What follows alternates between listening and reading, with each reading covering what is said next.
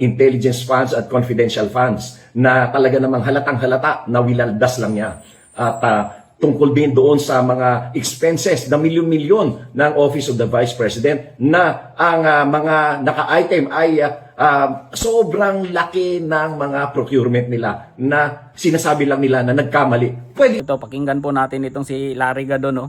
Kasi nagbabasa na naman yung bibig, no? Naglalaway na naman itong disbarred na abogadong ito. Pakinggan natin. resign, Sara, resign. Dapat nang mag-resign itong si Sara Duterte as Vice President because he has lost the moral ground to sit as the Vice President of this country. Dahil sa laki ng kanyang mga kasalanan, magmula pa doon sa mga intelligence funds at confidential funds na talaga namang halatang halata na wilaldas lang niya. At tungkol din doon sa mga expenses na milyon-milyon ng Office of the Vice President na ang mga naka-item ay sobrang laki ng mga procurement nila na sinasabi lang nila na nagkamali. Pwede ka ba naman magkamali ganun? Paulit-ulit nagkakamali ka? Milyon-milyon nagkakamali ka? Mga items na nagkakahalaga ng halos 10% lamang from the amount that you have placed in your expenses. Talagang halatang halata. No? Kaya dapat na itong si Sara ay mag-resign na. At itong affidavit ni Madriaga ay punong-puno ng mga katotohanan magmula sa mga detalye, sa mga pangalan at sa mga lugar. Talagang makikita mo yung mga detalye at yung mga pangyayari ay talagang makatotohanan. At kaya dapat ay itong si Sara ay mag-resign. At bakit naman siya papasyal doon sa 10 oras ng gabi, doon sa BJMP para kausapin itong si Madriaga sapagkat natatakot siya na ito ay ilabas. Nailabas na. Kaya ngayon ay talagang wala nang karapatan itong si Sara na maging Vice President. Kaya Sara, resign. Sara, resign. Dapat na mag-resign ka dahil wala ka namang alam. Napakababaw ng utak mo. Isa kang boba. Saksakan ka ng boba. Hindi ka marunong magsalita. Lahat na lang gusto mo basahin. Walang laman yung ulo mo. You cannot even speak straight English. You cannot expound your thoughts. Paano na yan? Wala ka man lang statesmanship on anything. Alam mo nung nandun ako sa United Nations General Assembly sa Doha, Qatar, yung mga ministers doon, ang gagaling nila magsalita. Pero sila, mga galing pa ng mga African countries yan, pero ang gagaling nila magsalita nang walang binabasa. Nakakausap namin na talagang based on their experience, yung kanilang thoughts, yung kanilang mga sinasabi, the way they explain, ang gagaling nila. Itong si Sara, napakaboba, saksakan ng boba, walang alam. Kaya talagang hindi siya dapat maging Vice President. Buti na lamang at nahalata na natin kung ano pala ang qualities niya, kung ano ang capacity niya, kung ano ang mental state of mind niya. Talagang napakalayo. Hindi po pwede talagang maging leader yung ganyan dahil boba, saksakan ng boba. At wala talagang alam.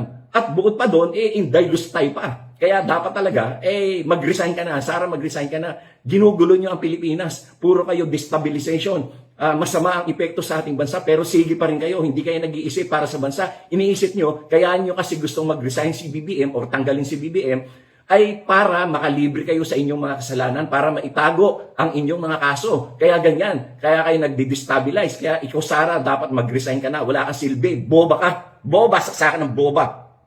Nananawagan ako sa ating mga otoridad na ilipat ng detention si Madriaga because of the propensity of Sara Duterte to order killings. Kung si Presidente Bongbong Marcos, si Lisa at si Martin nga ay inorderan niya na patayin. What more pa itong si Madriaga na nakakulong. Kaya dapat ay ilipat yan at bantayan ng gusto, pati sa pagkain. At baka siya ay lasunin. At baka rin siya ay patayin dyan sa riot dyan, sa BJMP. Kaya dapat ilipat yan sa lalong madaling panahon. Agad-agad ay ilipat. At yan ay bigyan ng proteksyon na hindi siya magagalaw ng kahit sino man. At mahirap na, baka yan ay patayin yan. Alam nyo naman, yung kanyang binabanggit doon sa kanyang affidavit ay mahilig magsalita ng ipapapatay. Kaya Tangina. Moral ascendancy? Big word, Larry Gadon, big word. Moral ascendancy ba ang nabanggit ng puta? No? Kapal naman ang mukha mong sabihin na walang moral ascendancy si Vice President Duterte. No, kapal na mukha mong sabihin 'yon. Kasi nga sinasabi mo confidential fund. Ang Office of the Vice President at ang office ng yung Department of Education sa panahon niya. Hindi naman ng COA, 'di ba? 'Di ba may notice of disallowance kasi nga kulang yung mga dokumento. Hindi lang naman si Inday Sara ang may mga ganyan. Lahat ng opisina, kahit nga siguro opisina mo, no? Bilang secretary ka ng ano, 'di ba? Cabinet ka.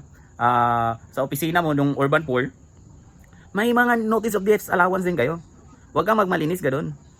Ang kapal ng mukha mong sabihin na walang moral ascendancy si Inday Sara. Called out ka ng called out. Kinold out mo ba si Sandro Marcos? 'Di ba? Si Sandro Marcos at si Romualdez, nasa 1 trillion ang allocables and non-allocables na mga yon. Kinold out mo ba? Siyempre hindi.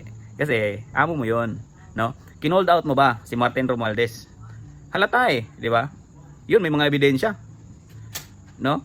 Kay VP Sara naman, wala namang ebidensya no? Kasi kahit si COA, no? Ano ba yung mga unmodified opinion, no? Ang binigay ni COA for consecutive 3 years. No? Sige nga, call out mo nga si Marcos sa mga kapalpakan niya ngayon. Ni wala siyang legacy project Kapal ng pagmumukha mo, na-disbarred ka nga. Tapos sasabihin mo, moral ascendancy. Meron ka ba nun? Meron ka nun? Abogado ka, tapos kung maka-called out ka ng mga bobo noon, ganun-ganun na lang. Kapal ng mukha mo. 'Di ba? Moral ascendancy ang puta. Moral ascendancy. Ikaw pa talaga nagsabi niyan. Tangina.